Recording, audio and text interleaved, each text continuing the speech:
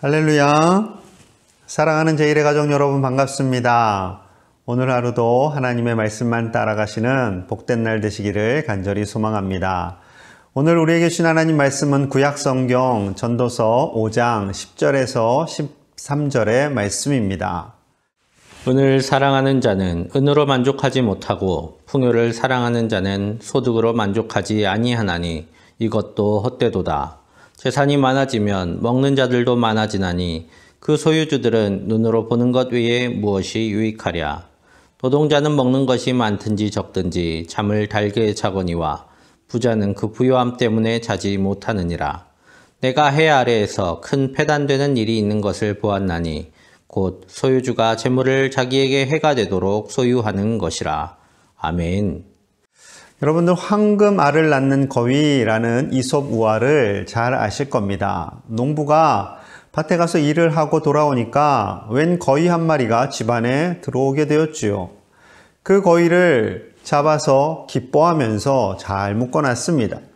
이제 이 거위 요리를 해 먹을 생각을 하면서 하루가 지났고요.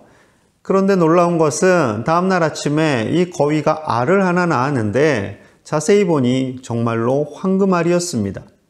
그 알을 팔아서 이 농부는 부자가 되었고 하루하루 농산일을 하는 것이 이제는 실증이 나게 되었습니다.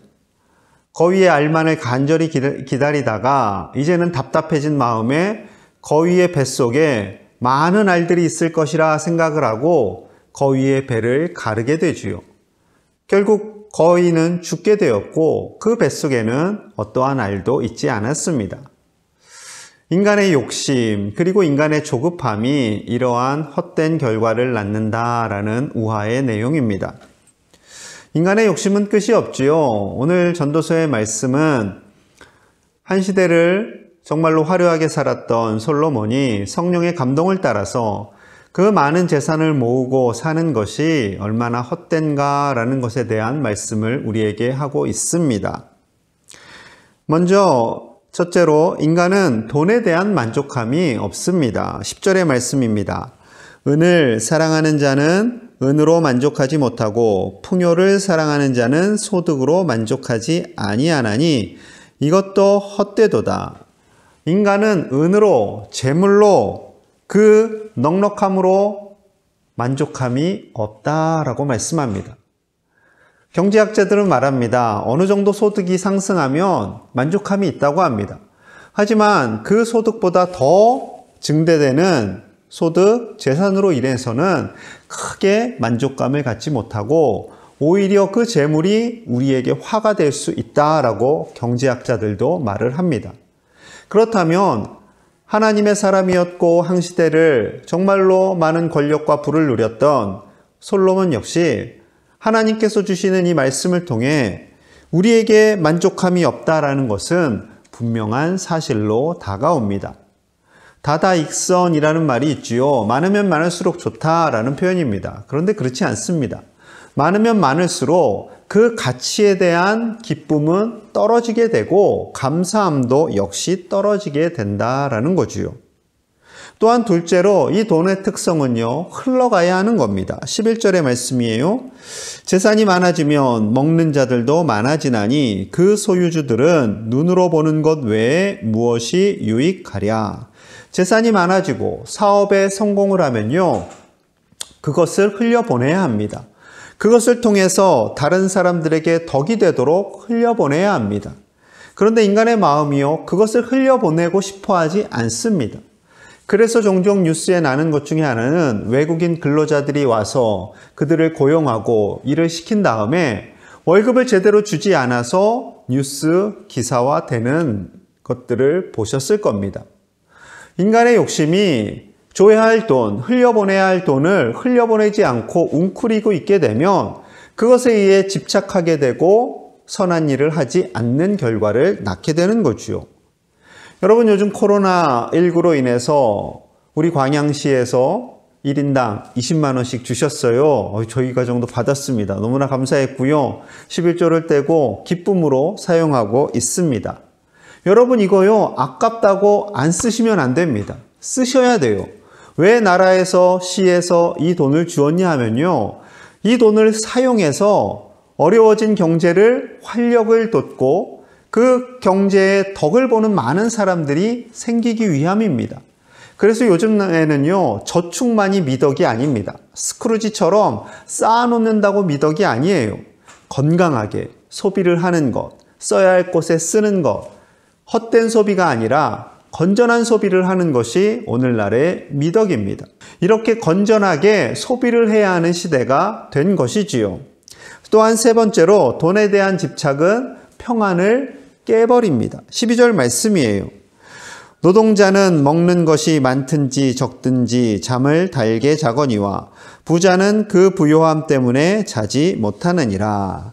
부자는 아니지만 건강하게 노동생활을 하는 노동자들은 하루하루 잠을 평안하게 잡니다.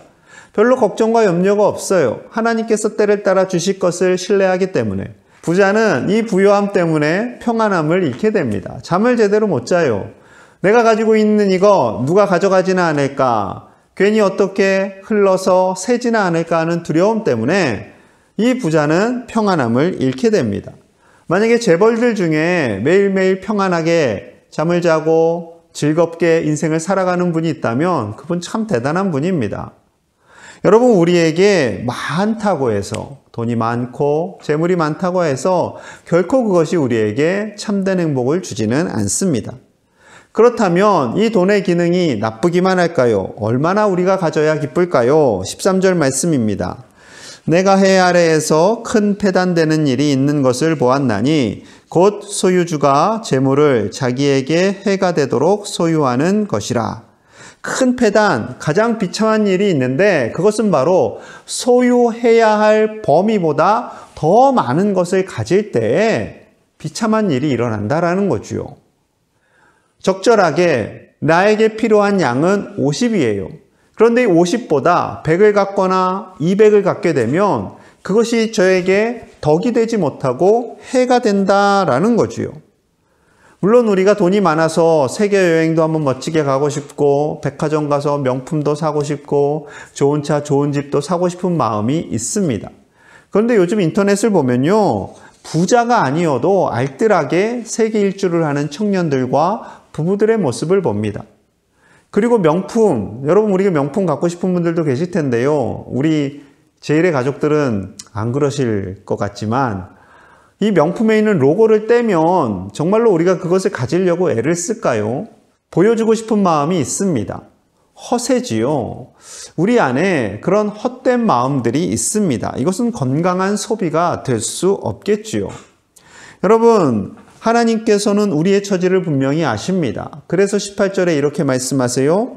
사람이 하나님께서 그에게 주신 바 그 일평생에 먹고 마시며 해 아래에서 하는 모든 수고 중에서 낙을 보는 것이 선하고 아름다움을 내가 보았나니 그것이 그의 몫이로다. 아멘. 하나님께서 그에게 주신 바, 일평생 동안 먹을 것을 주시고 입을 것을 주시고 수고하게 하신 그것이 바로 하나님이 주신 몫이다 라고 말씀하고 있습니다.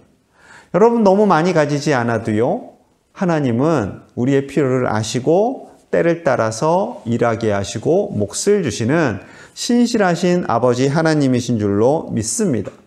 하나님 주신 것을 가지고 또한 선하고 아름답게 사용하기를 원하세요. 19절 말씀입니다. 또한 어떤 사람에게든지 하나님이 재물과 부요를 그에게 주사 능히 누리게 하시며 제 몫을 받아 수고함으로 즐거워하게 하신 것은 하나님의 선물이라. 아멘. 하나님께서 때를 따라 재물과 부요를 주시고 그것을 주신 것을 누리게 하신 것, 그것은 바로 하나님의 선물이다 라고 말씀하고 있습니다. 하나님이 주신 것, 하나님의 기뻐하심을 입도록 선하고 아름답게 사용하시기를 바랍니다.